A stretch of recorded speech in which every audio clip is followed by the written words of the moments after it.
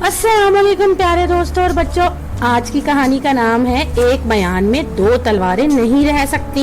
जंगल के जानवर आजकल बड़े सहमे सहमे से रहते थे। हुआ यूं कि इस जंगल में कुछ दूसरों ने जंगल से एक शेर आ गया था। दूसरे शेर के आते ही जंगल के पहले शेर और नए आने वाले शेर में अक्सर बड़ी खौफनाक लड़ाई होती रहती थी।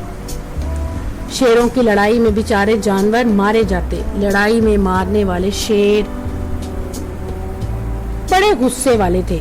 एक दिन जंगल के सारे जानवर आपस में मिलकर बैठ गए और कोई ऐसा तरीका सोचने लगे कि इन्हें इन शेरों से निजात मिल सके। सब जानवरों ने लोमड़ी से मशवरा किया। मैं तो कहती हूँ कि जो नया शेर हमारे जंगल में आया है, इसे यहाँ से चलता करना होगा। जंगल का बादशाह तो शेर एक ही होगा।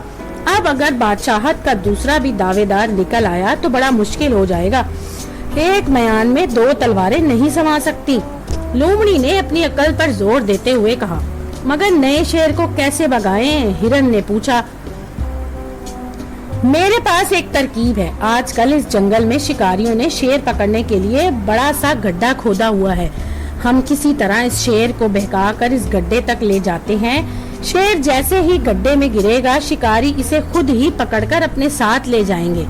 लोमड़ी को इस तरकीब पर सभी जानवरों ने लोमड़ी की तारीफ की और फिर सब जानवरों ने इस तरकीब पर अमल किया और इस तरह नया शेर शिकारियों के हाथ पकड़ा गया और इसे अपने साथ ले गए।